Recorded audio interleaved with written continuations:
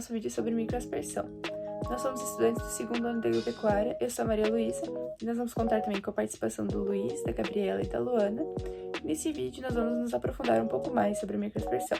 Bom, a microaspersão é um sistema que surgiu opcionalmente ao uso do gotejador, ou seja, é outro sistema de irrigação localizado. Ele ficou popular pois não apresenta tantos problemas com o entupimento em comparação ao gotejador. Ela busca abranger uma maior área molhada pelo emissor, e suas gotas variam de 50 a 200 micrômetros.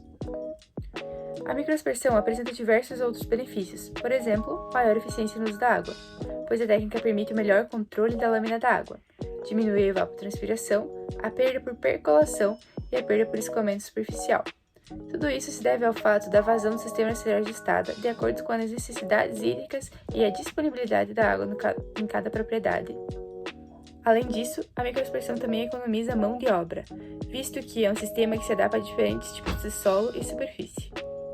As limitações desse sistema se baseiam no alto custo inicial, que no Brasil varia de 3 a 10 mil reais e aumenta proporcionalmente ao tamanho da área de implantação. No mercado atual, existe uma grande disponibilidade de aspersores, porém, não variam muito em formato. O que pode mudar é a quantidade de lâminas para a emissão de água, mas a maioria dos proprietários opta pelos aspersores mais simples. Os aspersores são menos propensos ao entupimento do que os gotejadores, pois não estão em contato direto com o solo. A aspersão também economiza cerca de 80% de água a mais enquanto comparada a outros tipos de irrigações. Oi, eu sou a Luana Regina de Pisol e eu vou falar um pouco sobre a estrutura. Bom, a estrutura ela é projetada para distribuir de forma uniforme a água em determinada área. Ela consiste em tubos principais, tubos secundários, conectores, emissores e acessórios. Os tubos principais eles são responsáveis por levar água dos tubos de abastecimento até os locais de irrigação. Eles normalmente são feitos de PVC ou polietileno e eles têm um diâmetro maior para suportar o fluxo da água. Os tubos secundários são conectados aos tubos principais e eles são responsáveis por distribuir a água aonde vai ser irrigada. Eles também são feitos de PVC ou polietileno, mas têm um diâmetro menor. Os conectores, eles são responsáveis por ligar o tubo principal e o tubo secundário de uma forma segura. Os emissores, eles são conectados aos tubos secundários e pulverizam a água em gotas finas. Além disso, a estrutura pode ter alguns acessórios, como filtros, válvulas e controladores de pressão. Os filtros ajudam a evitar obstruções nos emissores causadas por impurezas da água. As válvulas controlam o fluxo de água em diferentes setores da irrigação. Já os controladores de pressão ajudam a controlar a pressão que a água vai sair na irrigação. Bom, meu nome é Luiz Felipe e eu vou falar um pouco sobre o cálculo da vazão de água.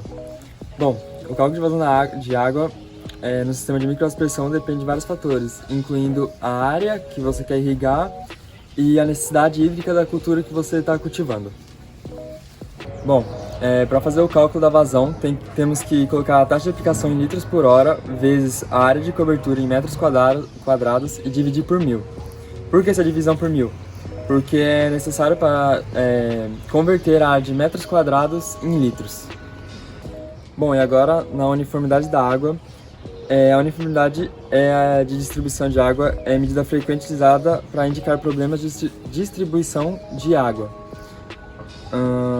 Um baixo valor de UD indica perda excessiva de água por percloração profunda, se a lâmina de água aplicada corresponde à lâmina necessária. Bom, essa prática de uniformidade é importante para identificar áreas com deficiência ou deficientes ou excessivamente irrigadas, nas quais pode ocorrer déficit hídrico ou drenagem profunda. Bom, em resumo, a uniformidade e estabilidade de sistemas de microaspersores é alcançada por meio de um projeto adequado E a manutenção regular e monitoramento cuidadoso do sistema, isso garante que as culturas recebam uma certa quantidade de água de maneira uniforme, promovendo um crescimento saudável e mais eficiente. Bom, agora eu vou falar um pouco sobre as práticas de manejo que você deve ter na irrigação. Primeiramente, você deve planejar e projetar corretamente. Isso vai envolver você olhar o tipo de cultura que você vai estar plantando, porque cada cultura tem uma quantidade de água específica que ela precisa, o espaçamento entre as plantas e a necessidade de irrigação específica, como eu já disse. Você deve realizar uma manutenção regular do sistema, que é de extrema importância você verificar e limpar regularmente os bicos, filtros e tubulações do sistema da microaspersão. Isso vai evitar obstruções que possam prejudicar a distribuição da água. Monitorar a uniformidade da distribuição de água. Como já disse, verificar se a água está sendo distribuída uniformemente em toda a área irrigada é de extrema importância. Caso haja áreas com pouco ou excesso de água, é necessário ajustar a pressão ou espaçamento dos bicos para corrigir o problema. Evitar o excesso de umidade no solo. Devemos controlar a frequência e duração da irrigação para evitar o acúmulo excessivo de água no solo. O excesso de umidade pode causar problemas como doenças das plantas e perda de nutrientes. É feita uma análise do solo para determinar a textura do solo, capacidade de retenção de água, nível de umidade e as necessidades específicas da cultura em termos de água e nutrientes. Isso ajudará a ajustar a quantidade de água fornecida pelo sistema da microaspersão. Utilizar tecnologias de automação. A utilização de sensores de umidade do solo e outras tecnologias automatizadas pode ajudar a otimizar a eficiência da irrigação. Esses dispositivos podem fornecer informações em tempo real sobre a condição do solo, que vai permitir ajustes precisos na irrigação. Capacitar os operadores do sistema de microação também é fundamental. Você fornecer um treinamento adequado aos operadores do sistema para que eles entendam o funcionamento correto do equipamento e possam identificar e corrigir um problema quando necessário. Ajustar os parâmetros de irrigação adequadamente e realizar a manutenção preventiva, maximizando assim o desempenho do sistema e reduzindo perdas de água. Olá a todos, eu me chamo Gabriela Cardoso e hoje eu vou falar um pouco sobre o sistema de irrigação microaspersão. Ele é um sistema que simula a água da chuva. Também, nesse sistema, existem algumas plantas que são mais utilizadas, como plantas de pequeno porte, plantas ornamentais, e também, por ser um sistema que simula a água da chuva, acumula uma névoa fina que é absorvido pelas plantas cultivadas. Além disso, a microaspersão também utiliza fertilizantes e produtos fitossanitários, possibilitando uma maior eficiência e o controle de pragas e doenças. Dentro desse sistema de irrigação, temos a versatilidade, que permite que esse sistema de irrigação ele atinja vários solos, como solos argilosos, arenosos e também em diferentes relevos. Uma das vantagens do sistema de microaspersão é que pode ser adaptado os aspersores para cada cultura, ou seja, eles podem diminuir a quantidade de água ou aumentar. Como eu falei anteriormente, pode ser adaptado, ou seja, o sistema de microaspersão ele visa diminuir a quantidade de água, simulando a água da chuva, mas também sem desperdícios. Então, cada cultura recebe a quantidade que necessita. Então, o sistema de microaspersão ele é um sistema relativamente simples de ser montado e também não requer manutenção semanalmente ou tão frequente. Agora, então, que fizemos essa breve introdução sobre microaspersão, nos acompanhem instalando os microaspersores no pareiral de uva aqui no Instituto Federal de Santa Catarina. Então, primeiramente, a gente se reuniu com a professora Dinor e pegamos as ferramentas. A gente utilizou arame, um martelo, um alicate e também utilizamos estes esticadores de arame. Bom, o primeiro passo foi a gente colocar os arames para fixação dos tubos. Então a gente dividiu nossas tarefas, a Luana segurou o arame, quando a professora Ednur nos auxiliou a colocá-lo no poste.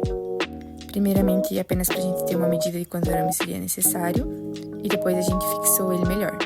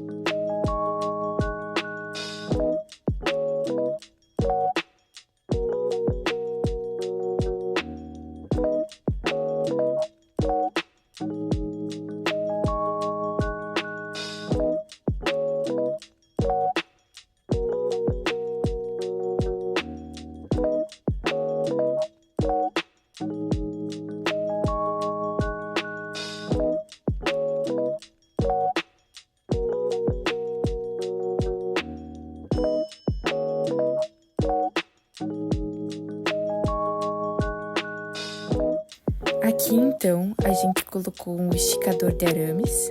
O professor fez isso porque é um pouco complicado. Ali ele está usando o alicate para cortar o fio e para encaixar o esticador.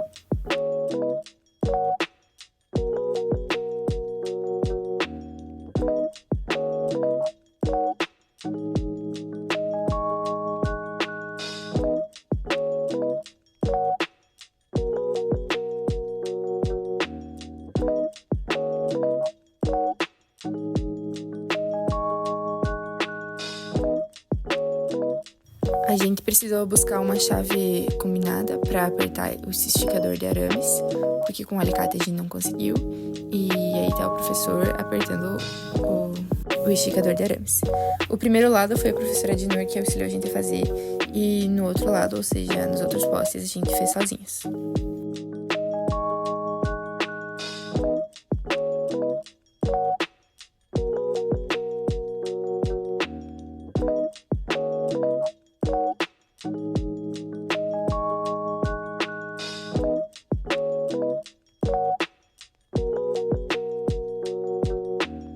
É muito importante a gente apertar bem esse arame para que ele apresente uma sustentação para os canos e para que ele não se solte futuramente.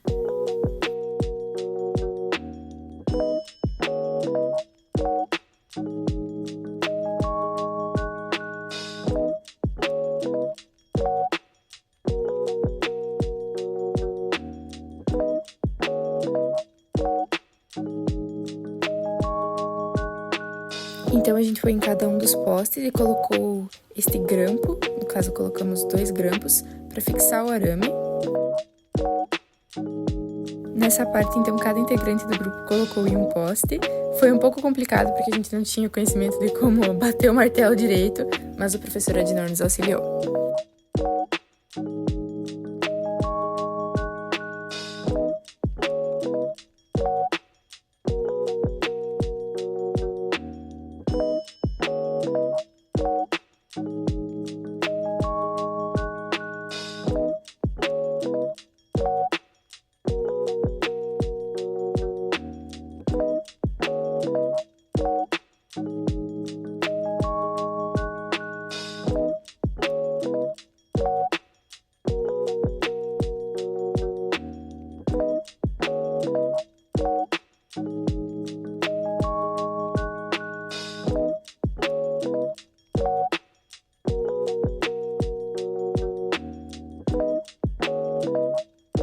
Aqui, então, a gente começou a fazer os arremates no fio para que ninguém se machucasse. Então, a gente utilizou essa peça chamada chave balancim, um nome um pouco diferente. Ali está o professor demonstrando como fazer.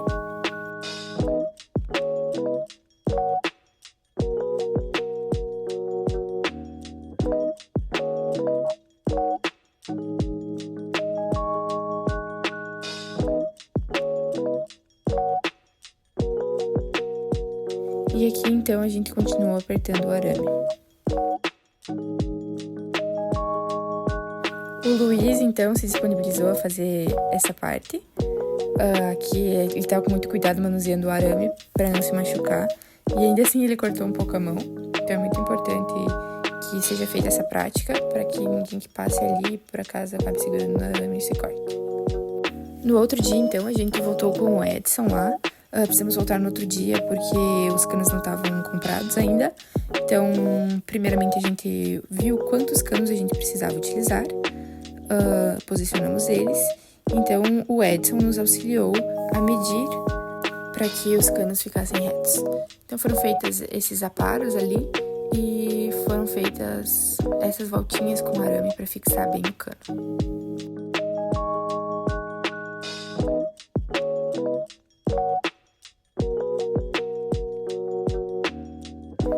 Então, assim que está a demonstração do Edson de como fazer essa fixação. O cano foi cortado exatamente no meio entre as duas plantas para a gente poder colocar os aspersores. Então foi medido e dividido por 2. Utilizamos então um T para fixação dos canos e essa cola, adesivo plástico, foi utilizada para colar os canos.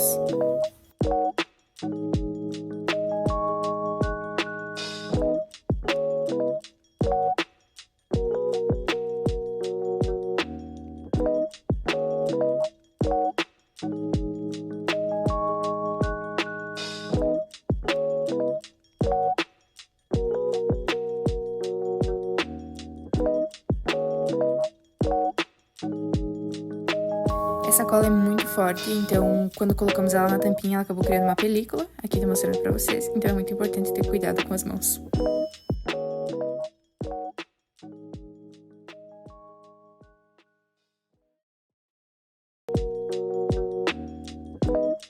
O próximo passo, então, foi colocar os aspersores e o veda-rosca para não vazar. No caso, a gente colocou os aspersores e notamos que estava vazando, então a gente voltou e colocou o veda-rosca.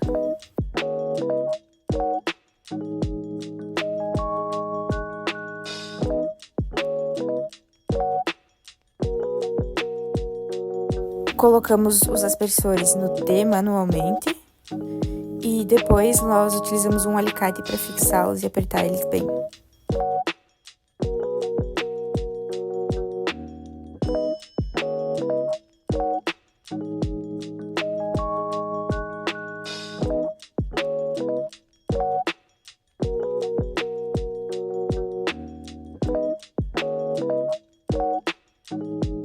Aqui então está finalizada a colocação dos microaspersores no parreiral de uva. E agora, nosso grupo foi fazer o teste de vazão e ver se eles estavam funcionando direitinho. A gente então utilizou a mangueira, já que não tinha a tubulação pronta, e levamos ela até lá no local dos canos. Durante 1 minuto, então, a gente ficou segurando um copo junto aos canos, nos aspersores, para calcular a vazão de água. Durante 1 minuto, saíram aproximadamente 310, 315 ml de água, ou seja, essa vazão aproximadamente é de 315 ml por minuto ou de aproximadamente 18 litros por hora. Assim a gente finaliza então o nosso vídeo sobre a microaspersão. Espero que todos tenham gostado. Muito obrigada pelo tempo de vocês.